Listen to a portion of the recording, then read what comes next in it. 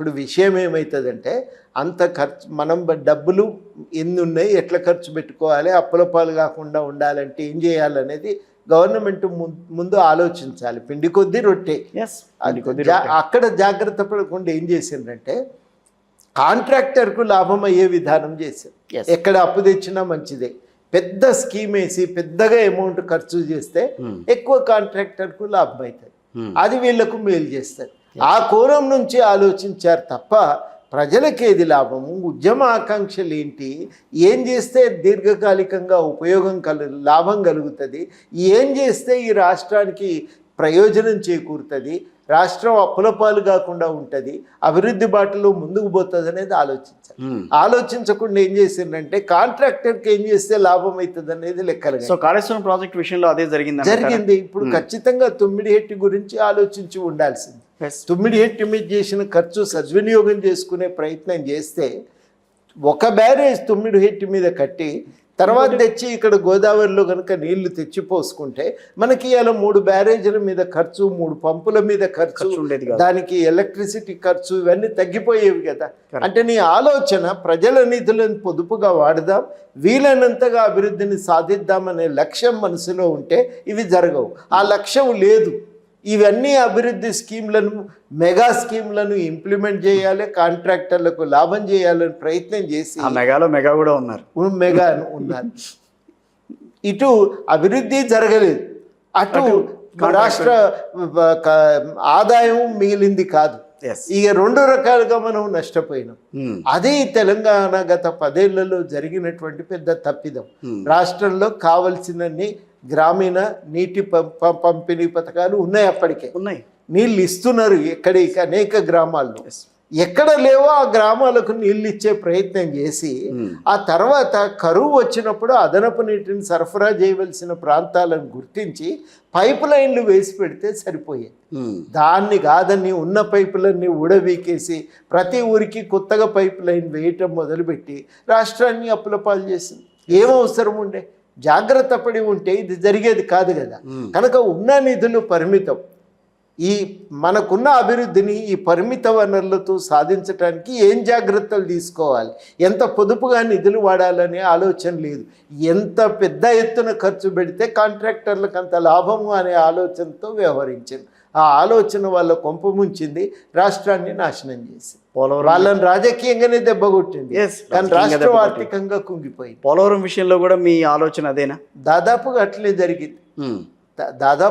జరిగింది. అక్కడ కూడా పోలవరం ఏంటంటే విపరీతమైనటువంటి ముంపుకు అంతగా మనం బ్యారేజీలు వాటి మీద పోయే బదులు అప్పటికే నీళ్లు మళ్లించుకోవటానికి కాలువలు ఉన్నాయి, పథకాలు ఉన్నాయి, వాటినే మనం జాగ్రత్తగా వాడుకొని ఉంటే అయిపోయేది. అట్లానే అనుకోవటం కొంత తప్పిదాలు. కేంద్రం నుంచి వెనక్కి తీసుకోవటం, కేంద్రం మేమే నిర్మిస్తామని తీసుకోవటం కానీ, నిర్మించిన దాని మీద మళ్ళీ ఏదో దాన్ని మళ్ళీ చూపించే ప్రయత్నం కానీ నెక్స్ట్ వచ్చిన గవర్నమెంట్. సో ఇవన్నీ కూడా కొంత క్లమ్జీగా ఉన్న వ్యవహారాలు ప్రాజెక్టు విషయంలో కూడా. ఎందుకని నీటి మీద పెద్దగా శ్రద్ధ పెట్టలేకపోవటమా? రాబోయే రోజుల్లో ఇలాంటి నీటి తగాదాలు మళ్ళీ ఉత్పన్నం కాకుండా తీసుకోవాల్సిన చర్యల మీద వదిలేసేయటమా ఏంటని అంటారు? అసలు ఇక్కడ కాంట్రాక్టర్ల కోసం ప్రాజెక్టులు కడితే ఇట్లే ఉంటుందండి. అది ఒక మాటలు తీసుకోవతులు మరి సార్, అది అంతకు మించి ఇంకా మనం చెప్పేది ఏం లేదా. ఏం చేస్తే ఆయనకు లాభం అవుతుంది, మనకు లాభం అవుతుంది అని లెక్కలు వేసుకున్నారు తప్ప కానీ రాష్ట్రం ఏమవుతుంది అనేది వాళ్ళు పట్టించుకోలేదు. రైట్. ఒక ప్రొఫెసర్గా గాంధీ సిద్ధాంతాలని ఫాలో అవుతుంటారా, అంబేద్కర్ గారి సిద్ధాంతాలని ఫాలో అవుతుంటారా?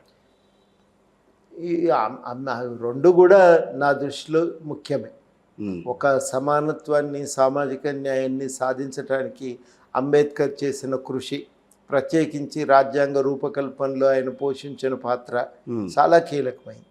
నేను గాంధీ గారిని ఎందుకంటే ఒక గ్రామీణ ప్రాంత అభివృద్ధికి స్థానీయమైన సంప్రదాయ సాంకేతిక పరిజ్ఞానాన్ని వాడుకొని 1, 2 ఒక ప్రజాస్వామ్య నిర్మాణం ఎట్లా సాధ్యమవుతుంది అనేది గాంధీ ఆలోచించినంతగా ఎవరు ఆలోచించాలి. ఆయన ప్రజలు మారాలని కోరుకున్నాడు. అంటే మనం ఒక ఆత్మస్థైర్యంతో నిలబడాలి, సత్యం కోసమే మనం నిలబడాలి, ఆ సత్యాన్ని సాధించే లక్ష్యంతోనే మనం జీవితం గడపాలి అని గాంధీ గారు చెప్పింది ఏదైతే ఉందో అది ఒక ప్రజాస్వామ్యానికి పునాది అదే కదనండి. అట్లా ఒక ప్రజాస్వామ్యాన్ని నైతిక శక్తి మనిషిలో రగిలించే ప్రయత్నం, ఆ రకంగా ప్రజలను ఐక్యం చేసి పెద్దగా హింసకు తావివ్వకుండా స్వాతంత్రాన్ని తెచ్చే ప్రయత్నం, అక్కడ వ్యూహరచనలో ఆయన చేసిన ప్రయత్నం, అవన్నీ కూడా చాలా గొప్ప అంశాలు. తప్పకుండా ఆయన నుంచి ఆయన నయీ తాలీం కానీ చాలా విషయాల నుంచి నేర్చుకునే విషయాలు చాలా ఉన్నాయి. అంబేద్కర్ సిద్ధాంతాలని ఎంతవరకు ఫాలో అవుతున్నారో తెలియదు కానీ అంబేద్కర్ విగ్రహాలు అయితే ప్రతి చోట కూడా ఇటు ఆంధ్రప్రదేశ్లో అటు పక్కన తెలంగాణలో 2 చోట్ల కూడా పెట్టుకుంటూ వచ్చారు. దాన్ని మీరు సమర్థిస్తారా? స్ఫూర్తి కదండి. ఎలా? మాకు నాయకుడు ఉన్నాడు, మా గురించి ఆలోచించిండు, మా కోసం రాజ్యాంగం రాసిండు అంటే అదొక స్ఫూర్తినిస్తుంది కదా.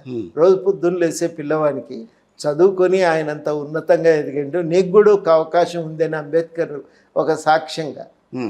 అందుకని తప్పకుండా శంకరన్ గారిని అడిగిన ఈ విగ్రహాల గురించి ఒకసారి చర్చ వచ్చినప్పుడు మేమే కదా అదే పనిగా పూనుకొని ఊరూరు విగ్రహాలు పెట్టినామని అన్నాడు. ఎందుకు పెట్టింది సార్ అంటే స్ఫూర్తి, ఇన్స్పిరేషన్ ప్రజలు. కానీ అంత పెద్ద ఇప్పుడు సర్దార్ వల్లభాయ్ పటేల్ విగ్రహాన్ని వాళ్ళు పెట్టారు, ఆ తర్వాత ప్రతి రాష్ట్రంలో కూడా విగ్రహాలు పెట్టుకుంటూ వస్తున్నారు. అది మనిషికి ఒక ఇన్స్పిరేషన్ అవుతుంది అనేది ఆలోచన. ఆ ఆలోచనతో దాన్ని పెట్టిండు. అంటే విగ్రహం పెట్టడం వరకే మనం అది అక్కడే పూనుకుంటాం, ఆశయ సాధనను మర్చిపోతే కష్టం అవుతుంది. అప్పుడప్పుడు అట్లా కూడా జరుగుతుంటది మీరు అన్నట్టు. కానీ ఆ స్ఫూర్తి ఉండటం చాలా అవసరం, ఆ సింబల్ కనబడటం చాలా అవసరం.